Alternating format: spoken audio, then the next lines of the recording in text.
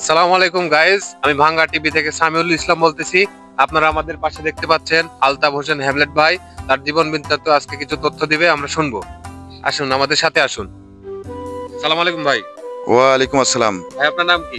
আমার নাম মোহাম্মদ আলতাফ হোসেন হ্যামলেট। হ্যাঁ, তো ভাই আপনার জীবনে নাকি কোনোদিন আপনি বিয়ে করেননি, প্রেম করছেন ভাই? হ্যাঁ ভাই, 3টা প্রেম করছি। তো মূলত বিষয় হচ্ছে ভাই, প্রেম করলেন কিন্তু বিয়ে হলো না, কারণ গুলা কি কি একটু বলতে পারবেন? কারণ হচ্ছে দেন, এটা আমাকে দেন। কারণ হচ্ছে প্রেম করছিলাম 3টা।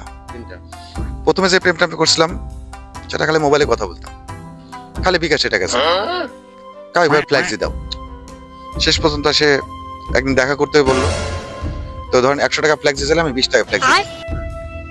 পরে একদিন বললো যে ঠিক আছে তুমি দেখা করো। দেখা করার জন্য গেলাম, যাওয়ার পরে আমি তো মনে করছি ভাই হয়তো একটা সিঙ্গাড়া খাবো। ভাই হোটেলে যে ভাত খেয়েছে, হোটেলে বিল হয়েছে মনে করেন ওর খাওয়া আর আমার খাওয়া দিয়ে পরে 600 টাকা বিল হয়েছে। আমার কাছে ভাই টাকা নেই, বুঝছেন। পরে হোটেল আল্লাহ তো ধরেন আমাকে বাইন্ধে রাখার মতো অবস্থা।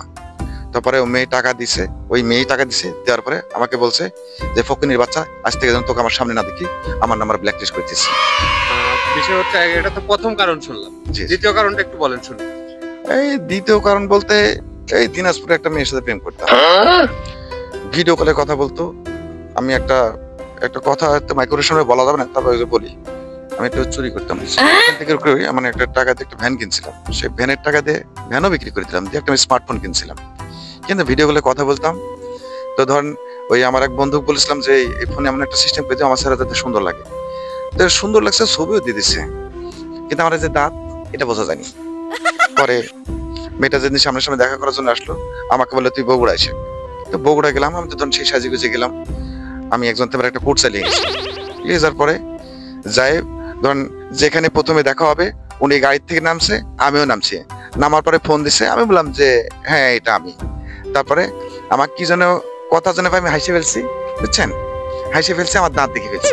এই যে দাঁত, এই দাঁত দেখে দেন, তাহলে তো দাঁত দিছি মানে দেখতে ভাই। মেয়েটা আমার সাথে কথা বললো না, আমাকে তখনই মানে আমার সামনে ব্লক করতে বলছে যে তোমার তো দায়িত্ব জানতো, কোন আমাকে ফোন দিবে না, আমাকে ব্লক করে এখন দেখা দিচ্ছে।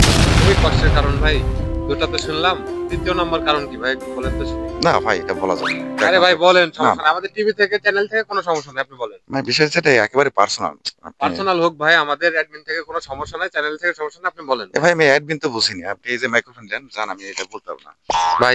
আপনার কাছে রিকোয়েস্ট করি ভাই, আপনি একটু দয়া করে বলেন।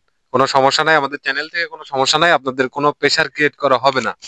ভাই। বিষয়টা আমাদের মান সম্মানের ব্যাপার তো ভাই, মান সম্মান হোক আর যেটা হোক ভাই, জীবন তো বলেন।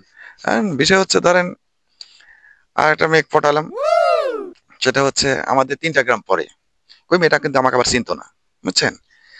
আমি ফ্ল্যাক্স দোকানে ফ্ল্যাক্স দিতে গেছিল, আমি চুরি করে ওখান থেকে নাম্বার দিছি, বুঝছেন।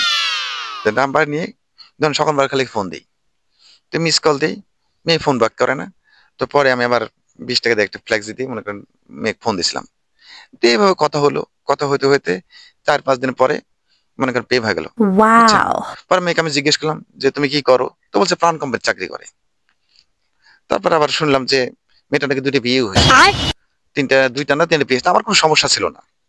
তো পরবর্তীতে মনে করেন আমার সাথে দেখা করার জন্য বললো, যে আমি বললাম দেখা টাকা না, আমি 2বার একবার ধোকা খাইছি, আমি এবার করলে বিয়েই করবো, বুঝছেন। তো বলছে যে ঠিক আছে, তোমাদের গ্রামে আমার এক পরিচিত লোক আছে, তো এই পরিচিত লোকের মাধ্যমে আমার খোঁজ খবর নিবে আর কি। এই খোঁজ খবর নিতে এসছে, মনে করেন কিভাবে কি খোঁজ নিয়েছে আমি জানিনি। আমার একটা পার্সোনাল সমস্যা যেটা আমি বলতে চাচ্ছিলাম না, আমার আসলে ছেলে মানুষের সমস্যা আছে, মানে ধ্বজভঙ্গ, মেশিন টেশিনের সমস্যা হয়তো। এই আপনি একটু খোলাসা করে বলেন যাই হোক আর কি, সেই সমস্যা। এটার পরে ওই মেয়ের ভাই এই লোক এসব খবর শোনার পর ভাই আমাকে একবারে ব্লক করে দিছে, আমাকে বলছে, আমাকে বকা দিছে, এই জানোয়ারের বাচ্চা তোকে ফোন দিবি না, তোর নাকি জিনিসপাতি নেই। এটা লজ্জার কথা, একটা বলা উচিত না। হ্যালো গাইস, বিষয় হচ্ছে যে উনি যে এতক্ষণ যে বক্তব্যটি পেশ করলো এটা আসলে লজ্জাজনক। আর এতক্ষণ আমাদের সাথে আপনারা থাকার জন্য আন্তরিকভাবে ধন্যবাদ, ঠিক আছে। আর আমাদের এরকম খবর পেতে আমাদের চ্যানেলের সাথে থাকুন, আমাদের চ্যানেল www.bhangatvchannel.com। ধন্যবাদ, ভালো থাকবেন সবাই, সুস্থ থাকবেন, আল্লাহ হাফিজ।